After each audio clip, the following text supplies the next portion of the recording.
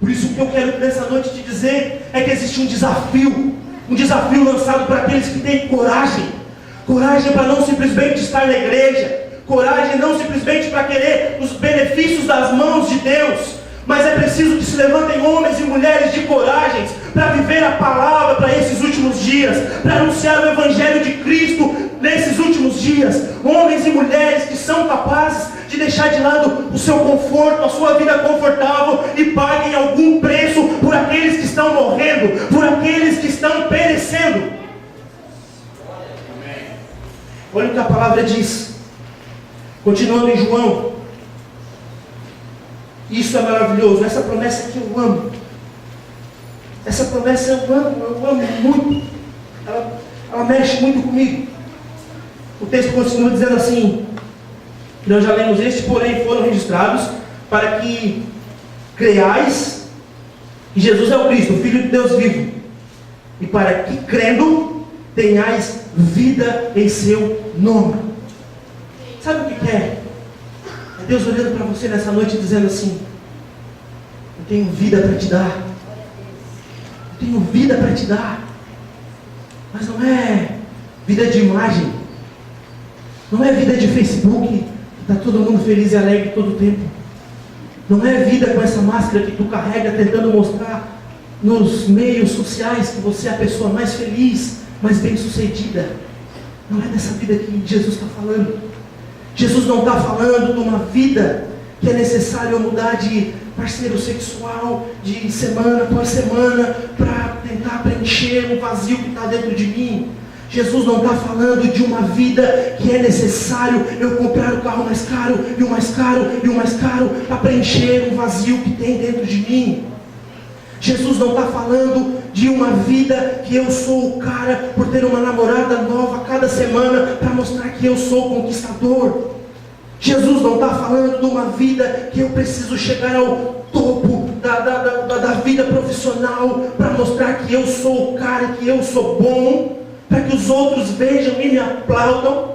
Jesus não está falando dessa vida. Jesus não está falando da vida que o mundo prega. Jesus não está falando de nós sermos obrigados a comprar um novo produto da moda toda a vida, para que nós sejamos vistos como alguém felizes, sorridentes e bem-sucedidos e que temos uma vida boa. Não é dessa vida que Jesus está falando. Jesus não está falando de eu ter que mudar minha imagem toda a vida, um novo penteado, uma nova roupa, não sei o que da moda, toda a vida. Não simplesmente porque eu gosto, mas porque existe um vazio dentro de mim e eu preciso preencher. Jesus está falando de uma vida que só Ele pode dar. Jesus está falando de uma vida que brota de dentro para fora, que muda a história. Que se você é visto ou não é visto, você é feliz e completo em Cristo. Existe uma vida escondida nele, que o mundo tenta disfarçar e tenta buscar com os seus meios, mas o máximo que consegue é uma mentira.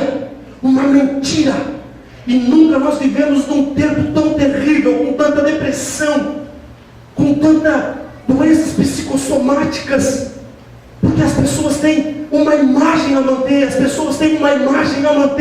e Cristo não tem compromisso com a imagem de ninguém. Ele tem compromisso com a mensagem dele, com a mensagem da cruz. É isso que ele tem compromisso.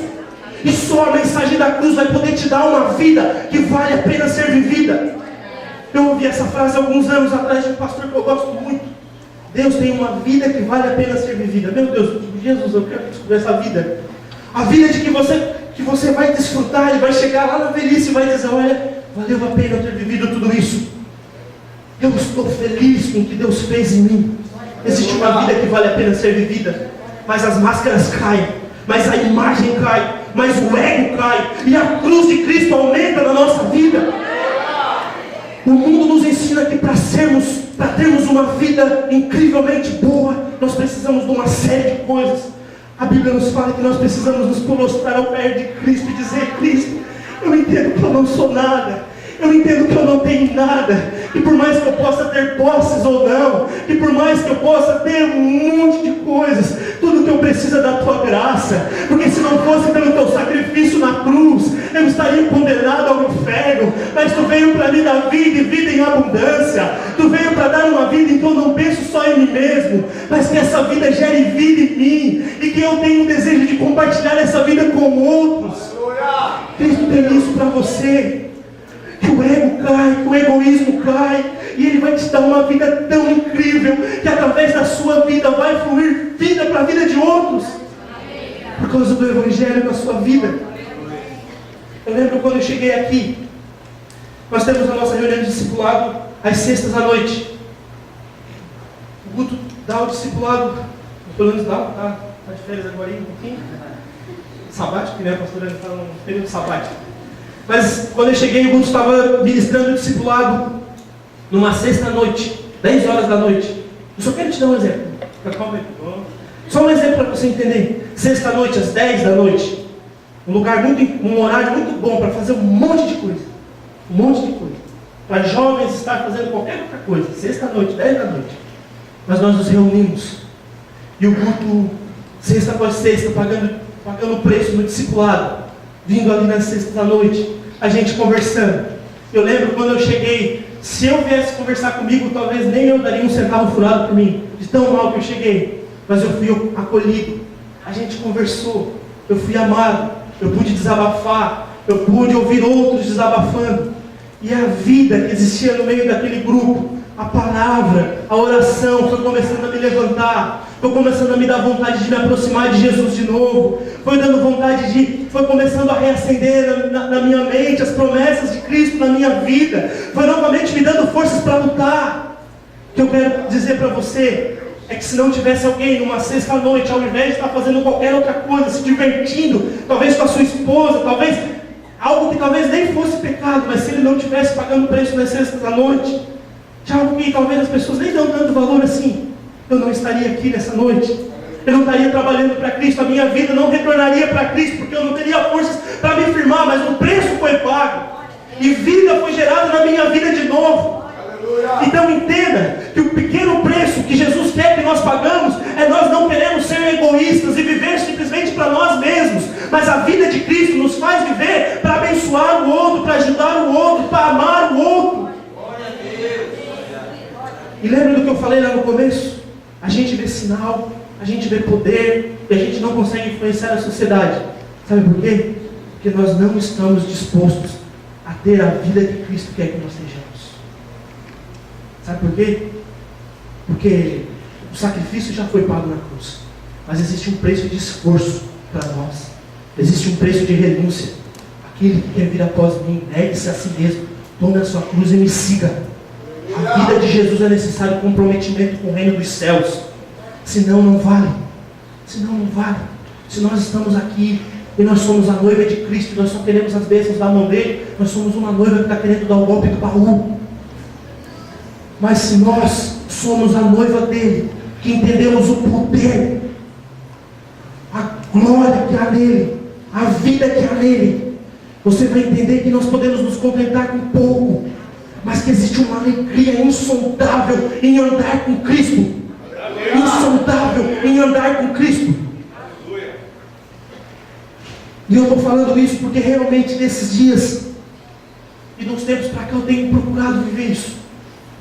Que eu sempre falei com Deus, o meu chamado para a palavra, desde muito cedo, de estar em púlpitos, de estar pregando. Algum tempo atrás eu não queria nem saber de pregar, mas uma das minhas orações foi: Deus, eu não quero, eu falei isso já para algumas pessoas aqui, Deus, eu não quero simplesmente ser alguém, um profissional de púlpito, que vem para o púlpito, que prega, que tem uma palavra abençoada, mas que vai embora. Eu quero ter uma causa, eu quero ter a causa do Evangelho queimando no meu coração. Alguns homens nesses últimos dias têm me influenciado. Eu tenho parado para ouvir pessoas que têm uma causa, que têm entregue a sua vida, missionários, homens e mulheres de Deus, que têm entregue a sua vida para Cristo, de uma forma que eles têm gerado vida. Talvez algum de vocês aqui conhecem alguns desses homens, sei lá. Eu tenho ouvido, por exemplo, o David Wilkerson, já citei outro dia que eu dei a palavra aqui. Antônio Carlos Costa, que é outro homem no Brasil que tem feito um trabalho. Enfim, tem tantos outros que não me vêm na cabeça agora, mas pessoas que estão dispostas a não viver para si próprios, para o seu próprio ego. E elas têm entendido que existe vida na vida que Cristo tem. Então eu quero dizer para você nessa noite, existe vida em Jesus para você. Existem pessoas que estão precisando de você para serem tocadas pelo amor de Cristo. Eu não sou nada, eu não sou ninguém, eu sou pequenininho. Mas eu tenho procurado entender e buscar para a minha vida essa vida que está em Jesus. Você não precisa necessariamente ir para o Renascer onde nós estamos. Você pode ir para o seu vizinho. O Brasil tem tanta necessidade, é tanta miséria, tanta violência, tanta corrupção. Nós precisamos querer ser a resposta de Cristo para o nosso país. Nós precisamos querer ser a resposta de Cristo para a nossa cidade. Nós precisamos, porque é para isso que apontam os sinais. Os sinais apontam para Cristo. Cristo aponta para a vida que há na cruz. E essa vida nos ensina que nós, para podermos viver essa vida, não podemos viver para nós mesmos. Nós precisamos viver para o Evangelho de Cristo. Senão, nós vamos passar como fumaça, a nossa juventude passa, tudo passa, mas nós não marcamos no reino de Deus. Nós não deixamos uma marca, nós não poderemos dizer, eu andei com Cristo. E Cristo quer andar contigo. Cristo quer te dar uma alegria que excede todo entendimento. Ele quer te dar uma vida que você não vai poder comprar com cartão de crédito nenhum. Você não vai poder comprar com carro nenhum. Você não vai poder comprar com esforço nenhum, com caridade nenhuma, com bondade nenhuma. Não, está na cruz de Cristo. Se entregue para o Evangelho de Jesus. Porque os sinais nos apontam para isso. Para nós vivermos uma vida diferente. Uma vida que faça diferença. E aí você vai ser completo. E aí você está disposto a ver esses sinais? A esses sinais que encaminham para isso? A nossa igreja como um todo no Brasil, eu acho que não está querendo isso. Porque de alguma forma nós temos influenciado pouco. E nós temos potencial para influenciar mais. Para confrontar o inferno mais. Pedro, quando entendeu, ele disse, olha, tu és o Cristo, Filho do Deus vivo. Jesus disse, olha Pedro, tu és a pedra, sobre essa pedra eu vou colocar minha igreja, e as portas do inferno não prevalecerão contra a minha igreja. As portas do inferno não prevalecem contra a igreja, mas é necessário a igreja se mexer, acordar e botar a mão na massa e dizer, eu quero influenciar, eu quero fazer o nome de Cristo conhecido, a justiça de Cristo conhecido nessa cidade.